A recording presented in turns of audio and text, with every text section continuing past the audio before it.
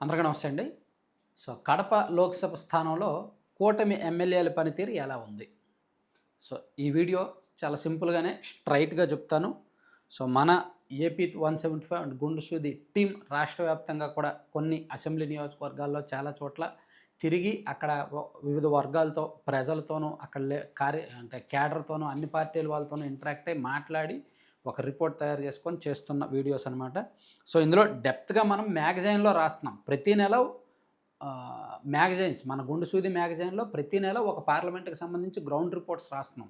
మీకు ఫస్ట్ నుంచి కూడా రాస్తున్నాము. మీరు చూసే ఉంటారు. గుండు సూది మ్యాగజైన్ మీకు కావాలి అంటే ఏప్రిల్ నెల మ్యాగజైన్ కూడా రిలీజ్ అయింది. మీకు కావాలి అనుకుంటే 7207071231 నెంబర్‌కి వాట్సాప్‌లో మెసేజ్ చేయండి. అది పక్కన పెడితే కడప పార్లమెంట్ పరిధిలో 7 అసెంబ్లీ నియోజకవర్గాలు. బద్వేలు, కడప, పులివెందుల, కమలాపురం, జమ్మలమడుగు, పొద్దుటూరు, మైదుకూరు. ఒక 3 అసెంబ్లీ నియోజకవర్గాలు ప్రస్తుతానికి రెడ్ జోన్‌లో ఉన్నాయి. కూటమికి మళ్ళీ గెలవడం కష్టం. అంటే అఫ్‌కోర్స్ ఇక్కడ యాక్చువల్లీ కడప పార్లమెంట్ అంటేనే వైసీపీ కంచుకోటలు ఎక్కువ. మొన్న విపరీతమైన గాలిలో భాగంగా కొన్ని నియోజకవర్గాల్లో కూటమి వాళ్ళు గెలిచారు. ఆ గెలుపుని కొంతమంది నిలబెట్టుకోవట్లేదు. ఇక్కడ బద్వేలు, పులివెందుల 2 చోట్ల వైసీపీ ఎమ్మెల్యేలే ఉన్నారు. పులివెందులు అంటే గెలవడం అసాధ్యం. పోనీ ఏమైనా సాధ్యం చేద్దామని ప్రయత్నం చేస్తున్నారా అంటే అక్కడ 2 వర్గాలు ఉన్నాయి.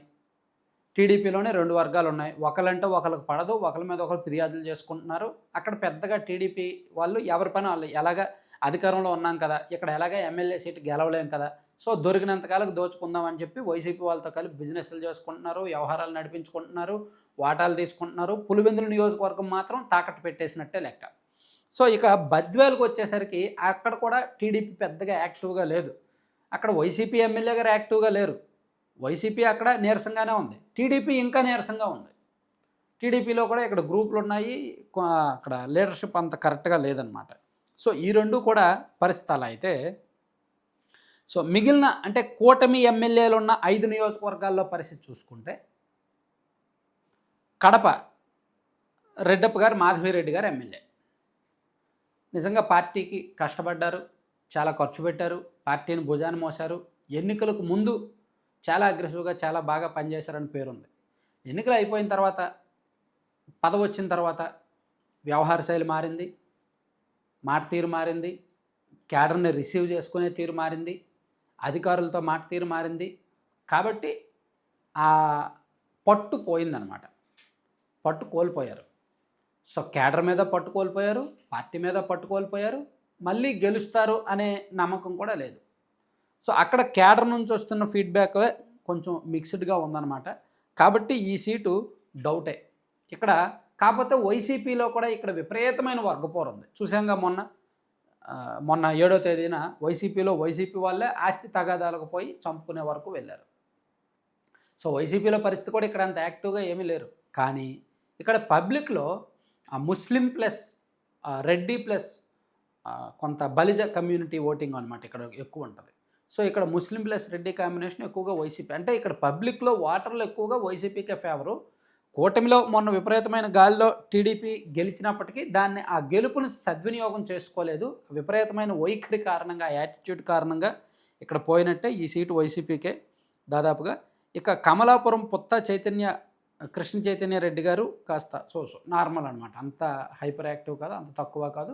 క్యాడర్కు అందుబాటులో ఉంటున్నారు, కొంతవరకు పనులు చేసుకుంటున్నారు, పర్వాలేదు. జమ్మలమడుగు ఆదినారాయణ రెడ్డి గారు ఆయన చేస్తున్న వ్యాఖ్యలు, ఆయనకు మంత్రి పదవి రాలేదని నిరాశ, నిస్పృహ, నైరాశ్యం కారణంగా ఆయన రేపుతున్న వివాదాలు, ఆయన చేస్తున్న మాటలు కూటమిలో చిచ్చుపెడుతున్నాయి. అండ్ ఇక్కడ టీడీపీకి బీజేపీకి గ్యాప్ ఉంది.